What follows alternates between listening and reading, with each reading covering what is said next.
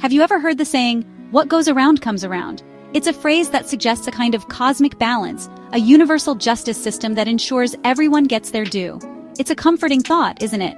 The idea that the universe is keeping score, that there's a ledger somewhere balancing out all the good and bad deeds. It's a nice thought, right? It gives us a sense of control, a belief that if we just do the right things, good things will come our way. It makes us feel like we have a handle on our destiny, that we can influence our future by our actions today. Like the universe has some cosmic karma system, a system where every good deed is rewarded and every bad deed is punished. It's a neat and tidy way to look at the world, isn't it? It makes everything seem fair and just. This idea, my friends, is called the just world hypothesis. It's a psychological concept that suggests people have a need to believe that the world is fair, that people get what they deserve. It's a way for us to make sense of the chaos around us. It's the belief that people get what they deserve, that if you work hard, you'll be successful. If you're kind, people will be kind to you. And if you're bad, well, bad things will come your way. It's a simple, straightforward way to view the world. Good things happen to good people. It's a comforting thought, isn't it? It makes us feel like there's a moral order to the universe, that there's a reason for everything that happens. Bad things happen to bad people. Simple, except not really. Because life, as we all know, is far from simple. It's messy, it's unpredictable, and it doesn't always follow the rules we want it to. The problem is, the world doesn't work that way, not even close. Life is messy, it's unpredictable, it's full of twists and turns that we can't always see coming. And sometimes, no matter how good we are, bad things happen to us. Sometimes, terrible things happen to wonderful people. People who don't deserve it. People who have done nothing but good in their lives. And it's heartbreaking, it's unfair, but it's the reality we live in. And sometimes, terrible people get away with doing terrible things. They lie, they cheat, they hurt others, and they face no consequences. It's infuriating, it's unjust, but it happens. But our brains, they like order. They like patterns. They like to make sense of things. It's how we're wired. We look for connections, for cause and effect, for reasons behind everything that happens. They like to make sense of things. They crave understanding. And when things don't make sense, when there's no clear reason for why something happened, it makes us uncomfortable. It makes us anxious. So we cling to this idea of a just world, even when reality throws us curveballs. Why? Because it's comforting. It's reassuring. It gives us a sense of stability in an unstable world. It makes us feel like there's some order to the chaos. If we believe the world is fair, then we feel safe. We feel like we can predict what's going to happen. We feel like we have some control over our lives. It's a comforting illusion. We believe that as long as we're good, nothing bad will happen to us. That if we just follow the rules, we'll be okay. It's a nice thought, but it's not always true. But here's the kicker. This belief, as comforting as it might seem, can have some seriously messed up consequences. It can lead us to blame victims for their misfortunes. It can make us think that people who suffer somehow deserve it. It can lead us down a dangerous path, one paved with judgment, blame, and a whole lot of pain. It can make us less compassionate, less understanding, and more judgmental. And that's a path we should all strive to avoid. Now let's talk about gang stalking. Imagine this. You're constantly being watched, followed, harassed. Your phone is tapped, your emails are hacked. Every move you make is under scrutiny, and there's no escape. It's like living in a fishbowl, where every action is observed and judged. The paranoia becomes overwhelming, and you start questioning your own sanity. You wonder if you're imagining things, but the evidence is too consistent to ignore. This isn't just a one-time occurrence. It's a relentless, ongoing assault on your peace of mind. Strangers show up wherever you go, whispering threats, making your life a living hell. You see the same faces in different places, and it feels like there's no safe haven. Even in the comfort of your own home, you can't shake the feeling of being watched. The whispers aren't just in your head, they're real, and they're meant to intimidate you. The constant surveillance and harassment take a toll on your mental health, leaving you feeling isolated and vulnerable. Sounds like something out of a spy movie, right? But for victims of gang stalking, this is their reality. It's not just a plotline, it's their everyday life. The fear and anxiety are palpable, and the sense of helplessness is overwhelming. They live in a state of constant alertness, always looking over their shoulder, never knowing when the next attack will come. It's a psychological warfare that leaves deep scars, affecting every aspect of their lives. It's a terrifying form of organized harassment, and it can happen to anyone. No one is immune, and the reasons behind it can be as varied as the victims themselves. It could be a personal vendetta, a form of retaliation, or even a random act of cruelty. The perpetrators are often faceless, making it even harder to fight back. The lack of a clear motive or identifiable aggressor adds to the confusion and fear, making it a nightmare that seems impossible to wake up from. But here's where the just world hypothesis rears its ugly head. This psychological phenomenon makes people believe that the world is inherently fair and that everyone gets what they deserve. It's a comforting thought, but it's far from the truth. When applied to gang stalking, it leads to victim blaming and a lack of empathy. People find it hard to believe that such a thing could happen without a reason, so they start looking for one, often at the expense of the victim. When people hear about gang stalking, their first reaction is often disbelief. They can't fathom that such a coordinated effort to harass someone could exist. It sounds too far-fetched, too much like a conspiracy theory. This skepticism only adds to the victim's isolation, as they struggle to find someone who will believe and support them.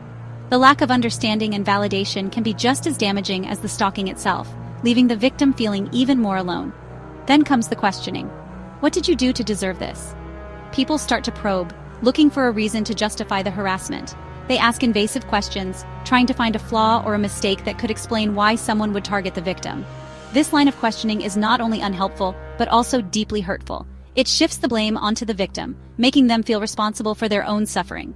Are you sure you're not imagining things? This question is a common response, and it's incredibly invalidating. It suggests that the victim's experiences are not real, that they are just a figment of their imagination.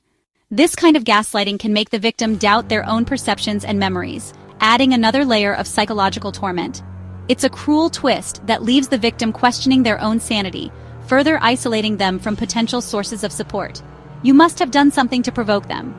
This assumption is a direct result of the just world hypothesis. People want to believe that the world is fair, so they assume that the victim must have done something to deserve their fate. This kind of thinking is not only incorrect, but also incredibly damaging. It places the burden of proof on the victim, forcing them to defend themselves against baseless accusations while they're already struggling to cope with the harassment. See what's happening here? Instead of empathy and support, victims are met with suspicion and blame. This reaction only compounds their suffering, making it even harder for them to seek help. The lack of understanding and compassion from others can be just as painful as the stalking itself. It creates a vicious cycle where the victim feels increasingly isolated and misunderstood, making it even harder to break free from the harassment. Because hey, the world is supposed to be just right? This belief is deeply ingrained in our psyche and it's hard to shake. We want to believe that good things happen to good people and bad things happen to bad people. But the reality is much more complex. Bad things can happen to anyone regardless of their actions or character. Accepting this truth is difficult, but it's essential for providing the support and empathy that victims of gang stalking desperately need. So, if you're suffering, you must have done something to deserve it. This line of thinking is not only flawed, but also incredibly harmful. It shifts the focus away from the perpetrators and onto the victim, making it harder to address the root cause of the problem. It also discourages victims from coming forward, as they fear being blamed and judged. This kind of victim blaming is a significant barrier to seeking help and finding justice. This kind of victim blaming is not only deeply unfair, but it's also incredibly damaging. It adds another layer of trauma to an already painful experience. Victims are left feeling isolated, misunderstood, and unsupported. They may start to internalize the blame, believing that they somehow deserve the harassment. This can lead to a downward spiral of self-doubt and depression, making it even harder to escape the cycle of abuse. It adds insult to injury, forcing victims to defend themselves against accusations while already living through a nightmare. Instead of finding solace and support, they face skepticism and blame. This not only exacerbates their suffering, but also makes it harder for them to seek help. The lack of understanding and empathy from others can be just as damaging as the stalking itself, creating a vicious cycle of isolation and despair. It's like getting kicked while you're already down. The emotional and psychological toll of gang stalking is immense, and the added burden of victim blaming only makes it worse. It's crucial to break this cycle and provide the support and understanding that victims need. By challenging the just world hypothesis and offering empathy instead of judgment, we can help victims feel less isolated and more empowered to seek help and find justice. Take the story of Sarah, a young woman who became the target of gang stalking. Sarah was an ordinary person, living an ordinary life, until she reported workplace harassment. She thought she was doing the right thing, standing up for herself and others. But what followed was a nightmare she could never have imagined. After reporting the harassment, Sarah endured months of relentless psychological torture. It started with subtle things, strangers giving her odd looks, whispers behind her back. But soon it escalated. Strangers would show up at her work, whispering threats. Her tires were slashed, her mail was stolen. She felt like she was being watched all the time, even in the supposed safety of her own home. And the police? They dismissed her claims as paranoia. They told her she was imagining things, that she was overreacting. But Sarah knew what she was experiencing was real. After all, what reason could anyone have to target her? She was just an ordinary woman, trying to live her life. But the more she tried to explain, the less people seemed to believe her. Or consider the case of John, a retired teacher who became the target of organized harassment. John had spent his life educating young minds, and in his retirement, he decided to speak out against corruption in his local government. He thought he was doing his civic duty, but he had no idea of the consequences that would follow. After speaking out, John found himself under siege. His phone calls were intercepted, his home was vandalized, his family was threatened. The harassment was relentless, and it took a toll on his health and well-being. His phone calls were intercepted, his home was vandalized, his family was threatened. The fear and anxiety became a constant presence in their lives. Yet, when he tried to report it, he was met with skepticism and ridicule. The authorities couldn't believe that someone would go to such lengths to target an ordinary retired teacher. They thought he was exaggerating or worse, making it all up. People couldn't fathom why anyone would go to such lengths to target an ordinary teacher. They dismissed his experiences as the ramblings of an old man, out of touch with reality. These are just two examples among countless others. Stories of everyday people whose lives have been turned upside down by this terrifying form of abuse. They come from all walks of life, all ages, all backgrounds. The common thread is the inexplicable and relentless nature of the harassment they face. Stories of everyday people whose lives have been turned upside down by this terrifying form of abuse.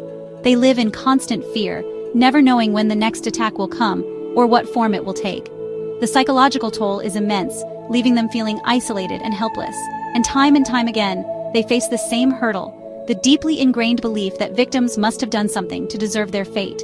This belief is not only wrong, but it also perpetuates the cycle of abuse, making it even harder for victims to seek help and find justice. It's time to listen to their stories, to believe them, and to take action to stop this insidious form of harassment. The consequences of victim blaming are far-reaching and devastating. Imagine being constantly told that your pain is your fault, that you're imagining things, that you're overreacting. It's enough to make anyone question their own sanity. Victims of gang stalking already struggle with feelings of fear, isolation, and helplessness. Victim blaming only exacerbates these feelings, leading to a profound sense of shame, self-doubt, and despair. This, in turn, can prevent victims from seeking help. They fear they won't be believed, that they'll be dismissed or ridiculed. And when victims are silenced, the perpetrators win. They're free to continue their reign of terror without consequence. The cycle of abuse continues, fueled by a culture of silence and indifference.